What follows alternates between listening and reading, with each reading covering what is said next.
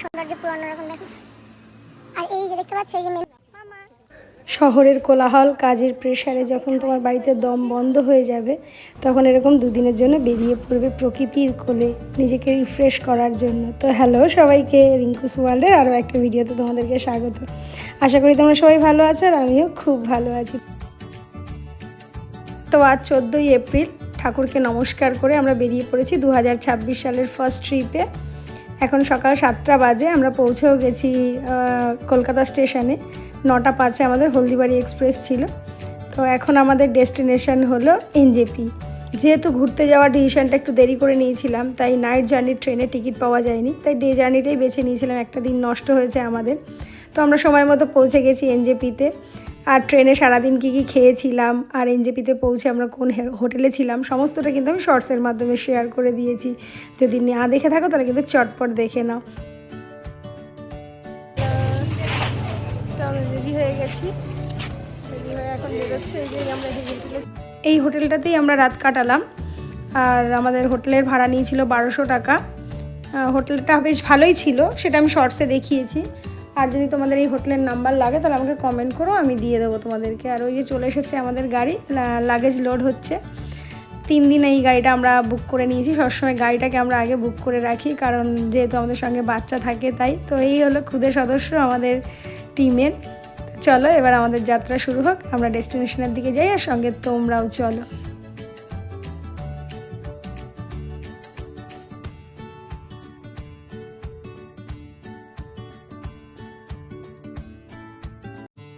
এই সেই সেবক রোড, যেটা ধরে আমরা এগিয়ে যাচ্ছি আমাদের ডেস্টিনেশনের দিকে। বেশ ভালো লাগে এই রাস্তা দিয়ে যেতে। আর এখানে দেখো এই স্ট্রবেরিগুলো পাওয়া যাচ্ছিলো, বেশ ভালো ছিল স্ট্রবেরিগুলো, তবে একটু দাম দর করে কিনবে। আমরা 50 টাকা করে নিয়েছিলাম দুটো, খারাপ ছিল না। তো এই প্রথম পাহাড়ের দেখা পেলাম। পাহাড় এমন একটা জিনিস না, আমি যতবারই যাই না কেন তত যেন আমার আরও বেশি ভালো লাগে। তো এই জায়গাটায় আমরা দাঁড়িয়েছিলাম ব্রেকফাস্ট করার জন্য। চলো কী কী আছে দেখা যাক।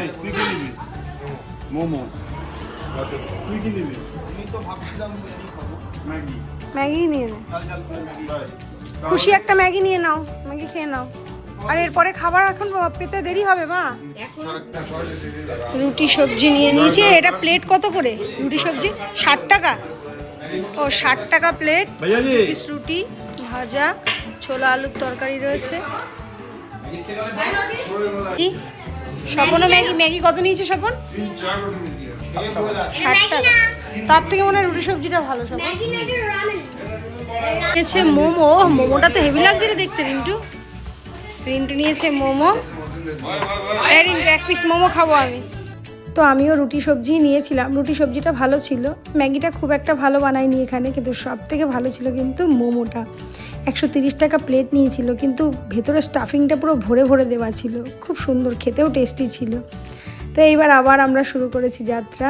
তিস্তা নদীর পাড় দিয়ে আমরা চলেছি আমাদের ডেস্টিনেশন লামাহাটার উদ্দেশ্যে, দার্জিলিংয়ের অফবিট।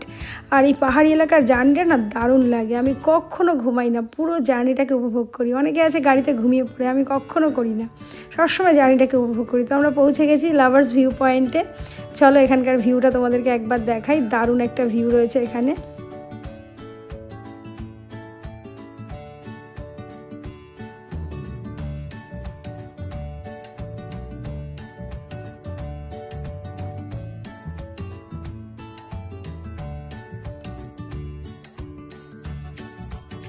তো এটা একটা ক্যানিয়ন, ভিউটা দারুণ ছিল, অসাধারণ। ওখানে কিছুক্ষণ সময় কাটিয়ে আমরা কয়েকটা ছবি তুলে ওখান থেকে বেরিয়ে পড়লাম। আচ্ছা, ওখানে কিন্তু কোনো টিকিট ছিল না, মানে কোনো টিকিট লাগেনি ওই ভিউ পয়েন্টে। এবার যাচ্ছি আমরা পরবর্তী ভিউ পয়েন্টের দিকে। এটা হলো তিনচুলে ভিউ পয়েন্ট। পৌঁছে গেছি আমরা। চারিদিক এত সুন্দর যে তোমাদেরকে আমি আর কি বলবো, মানে ভাষায় প্রকাশ করা যায় না। যতটা সুন্দর চোখে লাগে সামনে থেকে দেখতে, ততটা তো আর ক্যামেরায় বন্দি করা যায় না।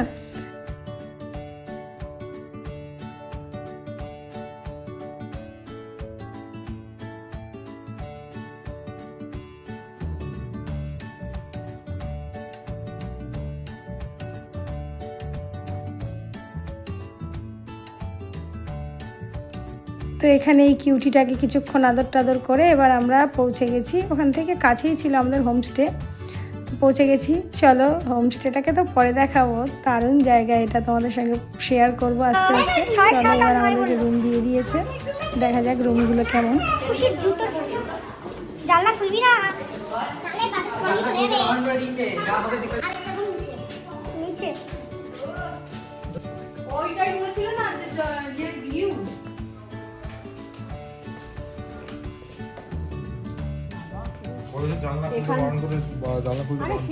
হোটেলে ঢুকেই লাগেজ রেখে একটু বসেই চলে এসেছি আমরা লাঞ্চের জন্য। ওরা ডাকাডাকি করছে কারণ আমাদের আসতে অনেকটাই লেট হয়ে গেছে। তো চলো দেখাই তোমাদের আমাদের লাঞ্চে কি কি আছে, চলো।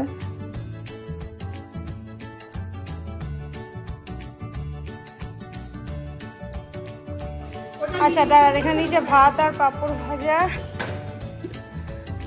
এখানে ফিশ, কাতলা ফিশ, আচ্ছা আলু ভাজা, আর শুক্তো শুক্তো, আর হচ্ছে ডাল।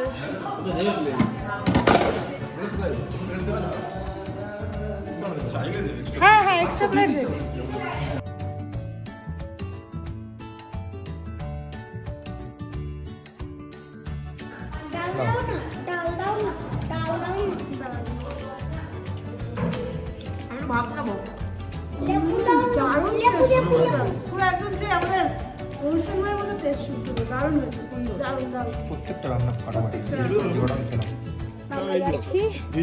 লামাহাটা ইকো ফরেস্ট, তাই তো?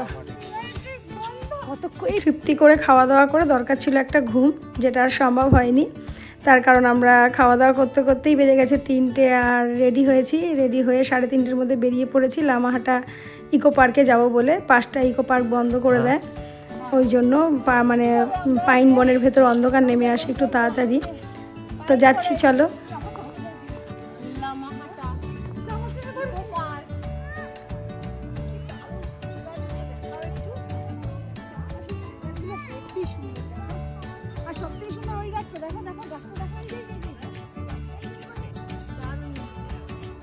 আচ্ছা এই গাছটাকে কি বলে তোমরা কি জানো? খুব সুন্দর ছিল গাছটা, এই ব্রাউন কালারের, পুরো গাছটাই ব্রাউন কালার। তো আমরা ইকো পার্কের মধ্যে ঢুকে গেছি, এত সুন্দর, সামনেটা ফুল গাছ দিয়ে সাজানো, দারুণ লাগছিল দেখতে। আর পেছন দিকে রয়েছে পাইন ফরেস্ট। আর এই যে দেখতে পাচ্ছ এই জঙ্গলের পথটা, মানে ক্যামেরায় অতটা ভয়ঙ্কর লাগছে না, কিন্তু সামনাসামনি প্রচণ্ড ভয়ঙ্কর লাগছিলো। এটা দিয়ে যেতে হয় লামাহাটার ওই জঙ্গলের ভেতরে একটা জলাশয় আছে, ওখানে যেতে হয়। কিন্তু আমরা না কিছুটা যাওয়ার পর এত ভয় লাগছে, গেলাম না। কারণ এখানে সাইনবোর্ড টানানো রয়েছে যে এখানে ভাল্লুক আর লেপার্ড রয়েছে, ওই জন্য আর না ভয়তে যাইনি। খুব বেশি লোকজনও দেখলাম না, কি হবে না হবে, ওই জন্য আমরা আর যাইনি। আর আমাদের সঙ্গে যারা রয়েছে তারা তো আগে থেকেই যায়নি, আমরা কিছুটা গিয়ে ফিরে এসেছি। তো ওখানেই গিয়ে ওপরে কয়েকটা ছবি টবি তুলবো, বেশি ভেতরে ঢুকবো না, কারণ সত্যিই সেদিনটা একটু ভয়ঙ্কর লাগছিল, ভেতরে লোকজনও ছিল না। আর আগের দিনই নাকি ওখানে লেপার্ড দেখা গেছে, ওই জন্য আরও রিস্ক নিইনি। দেখো কি দারুণ ভিউ। আর এরপরেই ঘটেছিল আমার সেই ঘটনাটা, যেটা হলো আমার ফোনের চার্জ শেষ হয়ে গেছিলো, ফোন পুরো বন্ধ, তাই খুব বেশি ভিডিও আর করতে পারিনি। কয়েকটা ছবি তুলে এবার আমরা যাচ্ছি আবার হোটেলের উদ্দেশ্যে। খুব সুন্দর ছিল ভেতরটা, যেহেতু আমি আর বেশি ভিডিও করতে পারিনি। তো এখন আমি আমার ভাগ্নির ফোনেই ভিডিও করছি। এখন আমরা হোটেলের উদ্দেশ্যে আবার যাচ্ছি। আর ওদিকে 5টা বেজে গেছে বলে আমাদেরকে নামিয়ে দিয়েছে, বেশিক্ষণ কাটাতে পারিনি আমরা, একটু ভিডিও করতে পারলাম না। আমরা এখন ইকো ফরেস্ট ঘুরে ওই ইকো পার্ক ওই হলো ঘুরে টুরে এখন আমরা যাচ্ছি হোটেলে। আবার আমাদের হোমস্টেটা সেরা হোমস্টে, তোমাদেরকে সব রকম ডিটেলস দিয়ে দেবো। মুখ থেকে ধোয়া বেরোচ্ছে, গাড়িগুলো কি স্পিডে আসছে। হোমস্টেতে ফিরে ড্রেস চেঞ্জ করে এখন আবার যাচ্ছি ছাদে। কফি আর পকোড়া দিয়ে দিয়েছে ছাদে, ওই জন্য যাচ্ছি। চলো দেখবে ছাদের ভিউটা, দারুণ লেগেছে, আমার তো খুব ভালো লেগেছে।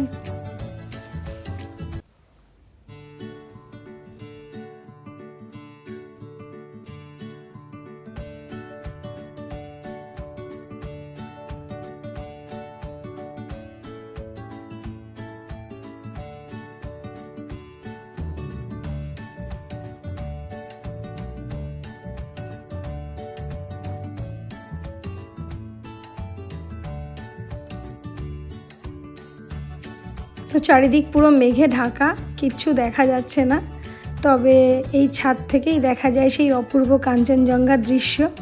কিন্তু রাতে তো কপালে হলো না, জানি না পরের দিন কী হবে। আর এরকম একটা ছাদে দোলনাও রয়েছে, খুব ভালো লাগছিল। আর ছাদ থেকে ভিউটা দেখাচ্ছি, দেখো একটু মেঘ কেটে যাওয়ার পর কেমন লাগছিল একবার দেখো।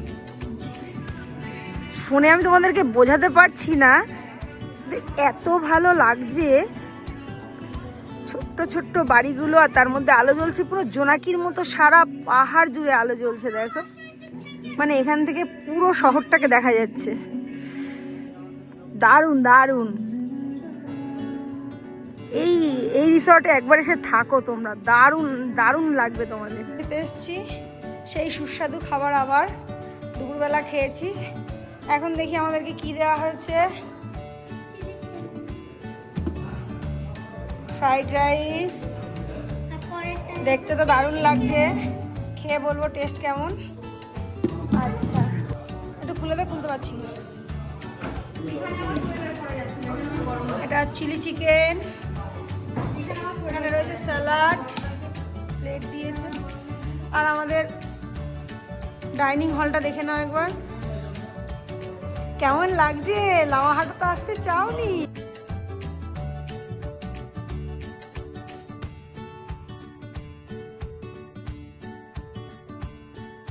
এই হোটেলে দিনের বেলা সবসময় দেয় শুক্তো, ডাল আর পাঁপড় ভাজা, আলু ভাজা আর মাছ থাকে। আর রাতের বেলা ফ্রাইড রাইস, চিলি চিকেন অথবা বিরিয়ানি, তুমি যেটা বলবে। তো আমরা ফ্রাইড রাইস চিলি চিকেন নিয়েছিলাম, বেশ ভালো বানিয়েছিল, ওদের রান্নাবান্না ভালো। তবে একটু এখানে এলপিজির সমস্যা হচ্ছে, ওই জন্য ওদের একটু রান্নাবান্না করতে অসুবিধা হচ্ছে, ওই জন্য আমরা বারবিকিউটা করতে পারিনি এখানে। কারণ যে কাঠ থাকে ওই কাঠ দিয়ে ওরা রান্না করছে, ওই জন্য বারবিকিউটা আর হয়নি। এখন আমরা খাওয়া দাওয়া করে একটু হাঁটতে বেরিয়েছি হোটেলের সামনে, একবার দেখো কি ভয়ঙ্কর পরিবেশ। আর চলো, এই ভুতুরে একটা দেখো তোমরা, চারিদিকে ফাঁকা, এই দাঁড়া রে, সত্যি ভয় লাগছে। আসো আসো, কি গো বেশি যেও না। না না না, উনি বলে দিয়েছে বেশি দূর যেতে না, যতটা আলো যাচ্ছে ততটা। যতটা এই ফ্ল্যাশ জ্বালা, একবার দেখো শুধু জ্বালা তোমরা। আমি তো নে কি গো, কি গো অ্যাডভেঞ্চার। ও বাবা দেখো দুপাশে এরকম জঙ্গল, দিস ইজ অ্যাডভেঞ্চার।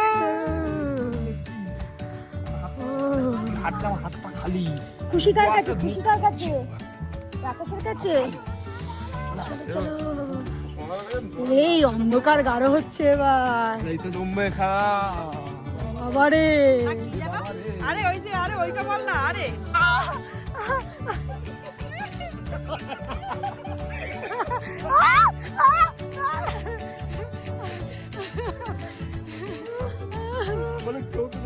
ওই দেখো।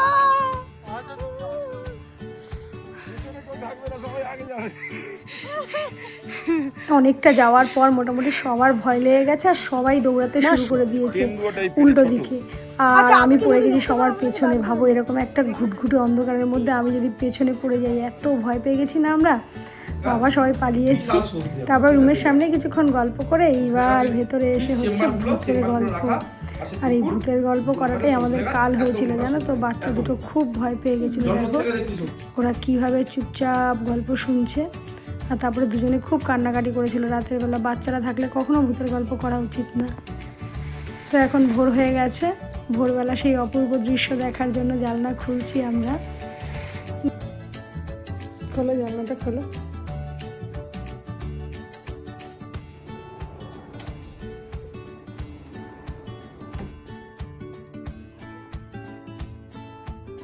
যে কাঞ্চনজঙ্ঘা লুকিয়ে রয়েছে মেঘের আড়ালে, আমাদেরকে দেখা দেবে না বলছে, বলছে তোমাদেরকে আবার আসতে হবে।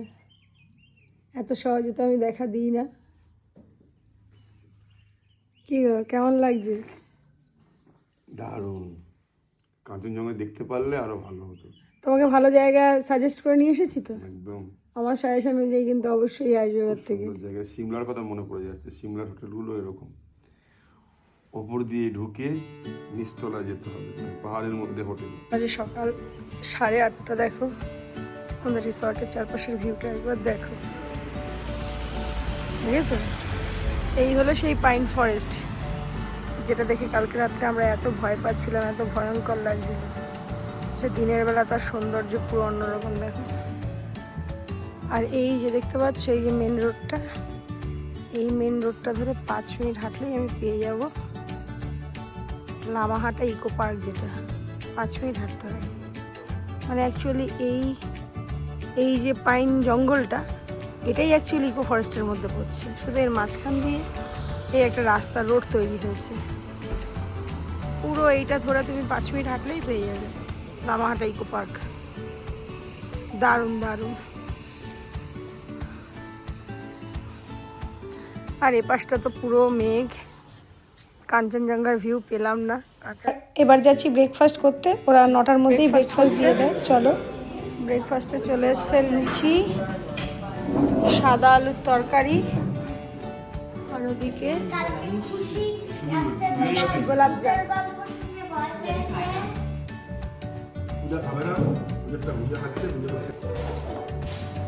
এই যে আমাদের রুম, কালকে ঢুকে আমি নিতে ভুলে গেছি একদম। এখানে 2টো গ্লাস ছিল, চায়ের কাপ ছিল, প্লেট, জল, আর এই একটা ছিল ইলেকট্রিক কেটল। আর এই যে ঢুকেই রয়েছে দুজনের বসে খাওয়া দাওয়া করার জন্য ডাইনিং টেবিল। আর এই রয়েছে বেড, বেডটা খুব সুন্দর করে গোছানো ছিল। আমরা একদিন থাকার পর কি অবস্থা হবে সেটা বুঝতেই পারছো। আর এই রয়েছে আয়না। আর এই হলো টয়লেট, টয়লেটটাও খুব সুন্দর, নিট অ্যান্ড ক্লিন। ভেতরটায় এখন রয়েছে লোক, বেসিন রয়েছে সামনে। মেন অ্যাট্রাকশন ছিল এটার। সারা এই হলো এখান থেকে কাঞ্চনজঙ্ঘার ভিউ।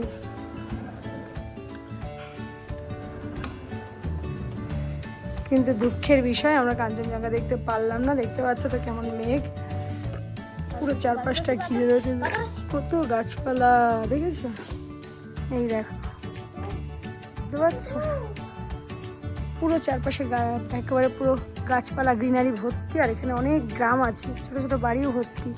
এখন কুয়াশায় কিচ্ছু দেখা যাচ্ছে না, না কাঞ্চনজঙ্ঘা দেখা যাচ্ছে, না গ্রামটা দেখা যাচ্ছে। তবুও খুব ভালো লেগেছে এই পরিবেশটা। আর এই হোটেল তো খুবই ভালো, ওনাদের ব্যবহার, ওনাদের আতিথেয়তা আমাদের খুব ভালো লেগেছে। দারুণ, দেখো একদম একটা আলো ঝলমলে পরিবেশ রয়েছে। আমরা থাকার পর নোংরা হয়েছে সে তো বুঝতেই পারছো। এখন ঢুকেছিলাম, খুব সুন্দর ছিল। আর এদিকে একটা বেড সাইড টেবিল রয়েছে।